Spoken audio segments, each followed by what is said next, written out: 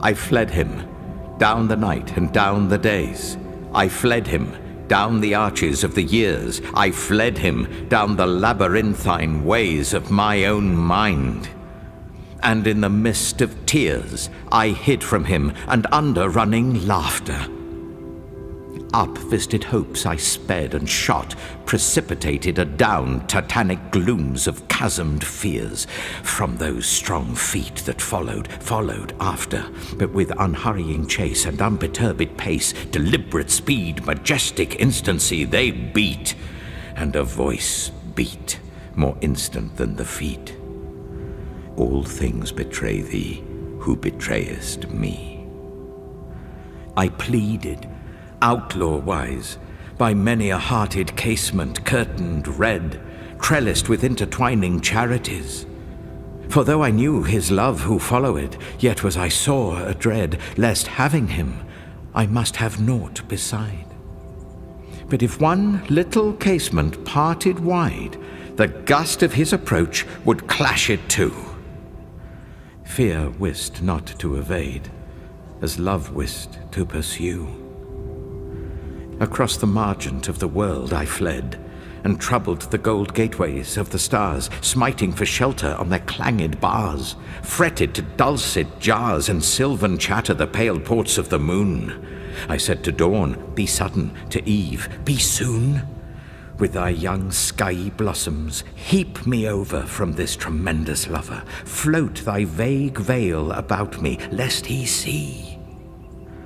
I tempted all his servitors, but to find my own betrayal in their constancy, in faith to him, their fickleness to me, their traitorous trueness, and their loyal deceit.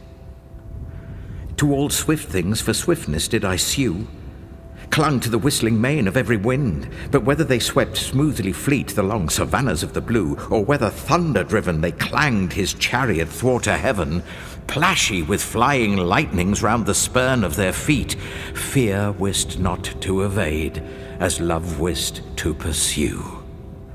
Still with unhurrying chase and unperturbed pace, deliberate speed, majestic instancy came on the following feet. And a voice above their beat, naught shelters thee, who wilt not shelter me. I sought no more that, after which I strayed in face of man or maid. But still within the little children's eyes seems something that replies, they at least are for me, surely for me. I turned me to them very wistfully, but just as their young eyes grew sudden fair with dawning answers there, their angel plucked them from me by the hair. Come then, ye other children, natures, share with me, said I, your delicate fellowship. Let me greet you lip to lip. Let me twine with you caresses, wantoning with our Lady Mother's vagrant tresses, banqueting with her in her wind-walled palace, underneath her azure dais, quaffing, as your taintless way is, from a chalice lucent, weeping out of the dayspring. So it was done. I in their delicate fellowship was one, drew the bolt of nature's secrecies. I knew all the swift importings on the wilful face of skies. I knew how the clouds arise, spumid of the wild sea snortings. All that's born or dies, rose and drooped with, made them shapers of my own moods, or wailful, or divine. With them joyed, and was bereaven. I was heavy with the even, when she lit her glimmering tapers round the day's dead sanctities. I laughed in the morning's eyes. I triumphed and I saddened with all weather. Heaven and I wept together, and its sweet tears were salt with mortal mine. Against the red throb of its sunset heart I laid my own to beat, and share commingling heat. But not by that was eased my human smart. In vain my tears were wet on heaven's grey cheek, for we know not what each other says, these things and I. In sound I speak, their sound is but their stir, they speak by silences. Nature, poor stepdame, cannot slake my drouth. Let her, if she would owe me, drop yon blue bosom veil of sky, and show me the breasts of her tenderness. Never did any milk of hers once bless my thirsting mouth. Nigh and nigh draws the chase, with unperturbed pace, deliberate speed, majestic instancy, and past those noised feet, a voice comes yet more fleet. Lo, naught contents thee, who content'st not me. Naked I wait thy love's uplifted stroke.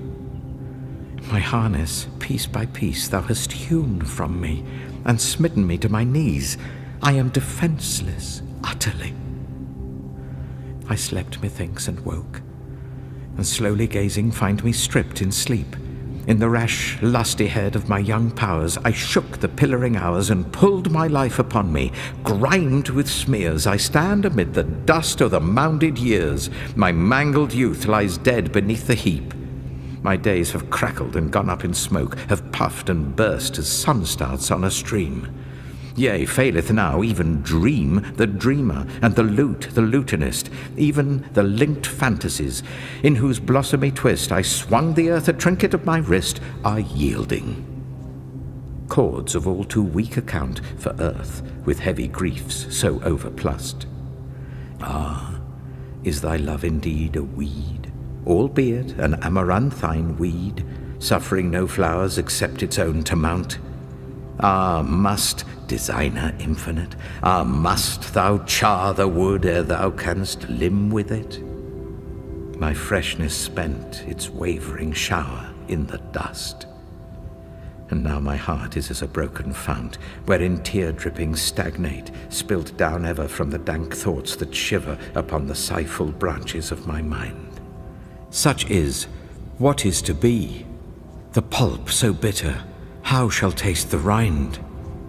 I dimly guess what time in mists confounds, yet ever and anon a trumpet sounds from the hid battlements of eternity.